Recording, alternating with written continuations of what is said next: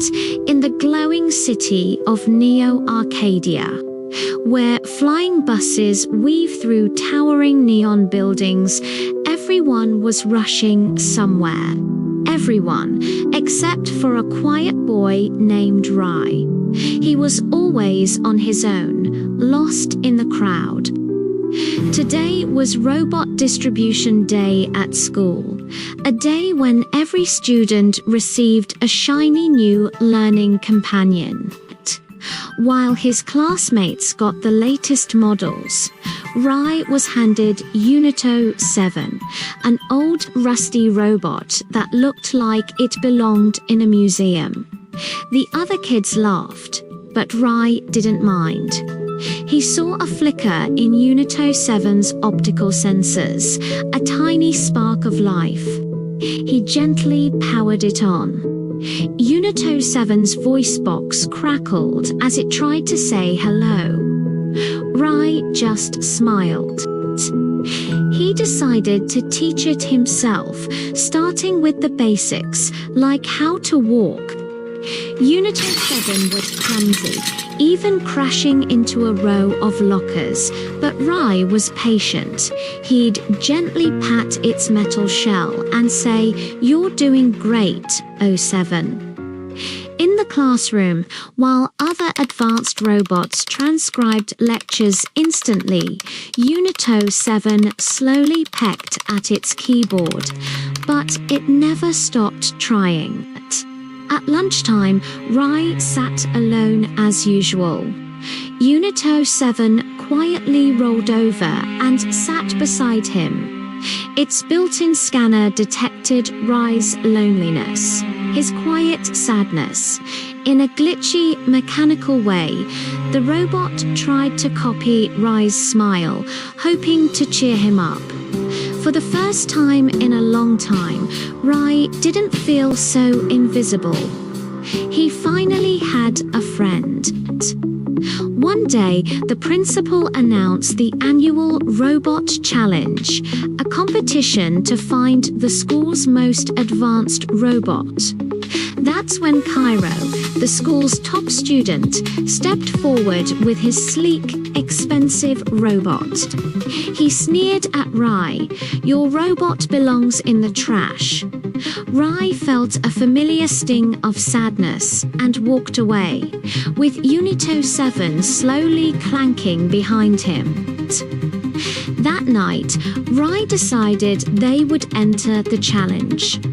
Not to win, but to prove everyone wrong. They trained for weeks under the city's neon glow. Rai taught Unito 7 how to solve puzzles and run speed trials. The little robot failed over and over, but it never gave up. Rai would always encourage it, saying, "You're learning faster every day." One afternoon, Cairo and his friends blocked Rai's path in the hallway. Just as they were about to shove him, a robotic voice spoke up. "Do not hurt, Rai." It was Unito 7, standing protectively in front of him. Everyone was stunned. A robot showing emotional defense. It was unheard of. The day of the competition arrived. The hall was packed, with holographic displays and a massive audience. The first round was logic puzzles. Cairo's robot solved them in seconds. Unito 7 finished, but was much slower. The second round was a speed circuit. Again, Unito 7 struggled but managed to complete the course. By the final round, everyone expected Cairo to win. The final challenge was the most difficult, the emotion response test.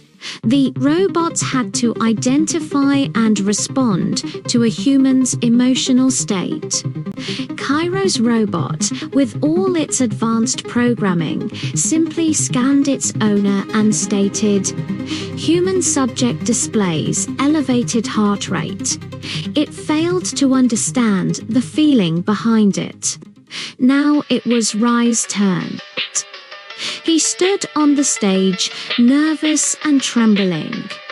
Unito 7 turned, its optical sensors glowing softly. It gently scanned Rai, not as a subject, but as a friend. Then, in a clear voice that echoed through the silent hall, it said, "Rai, I am here. Do not be afraid." A gasp went through the crowd. The judges looked at each other, their faces filled with wonder. Unito 7 had won. It won not because it was the fastest or smartest, but because it truly cared. After the competition, Cairo approached Rai. "How did you teach it that?" he asked, completely humbled. Rai looked at his robot and answered simply, "I didn't teach it. I treated him like a friend." Later that evening, Rai and Unito 7 stood on a quiet rooftop, watching the sunset paint the sky over the glowing city. The little robot turned to him, its voice soft. "Friendship. Accepted." And right there in the heart of a city made of circuits and steel, a new kind of connection was born, proving that a friend is a friend no matter what they're made of.